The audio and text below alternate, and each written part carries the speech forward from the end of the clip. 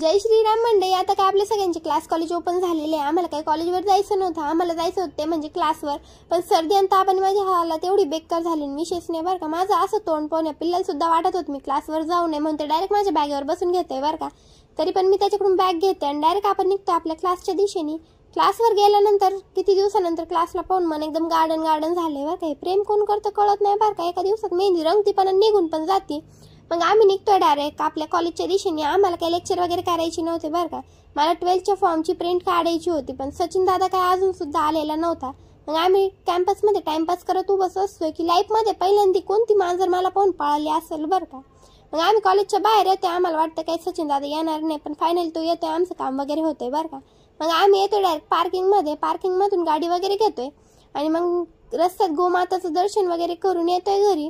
घरी आल्यानंतर ताप आणि सर्दीने बेकार डोकं दुखत होतंय बरं का. मी डायरेक्ट झोपून जाते आणि उठते डायरेक्ट गोळ्या घ्यायच्या टायमाला बरं का. माझ्या गोळ्या वगैरे घेऊन होत आहे पण आपल्या मांजरीच्या पिल्लेला बेकार वॉमिटिंग्स होत आहे बरं का. त्याला काय काढावं काहीच करा ना. आणि सिरम सुद्धा तो पिलेला नाही. आता ते काय करावं ते समजतच नाही बरं का. आणि त्याचे छोटे छोटे भाऊ बहीण मस्तपैकी खेळत बसलेले होते. मग काय आम्ही जातोय मंदिरात. या प्रकारे जाते आमचा दिवस. धन्यवाद.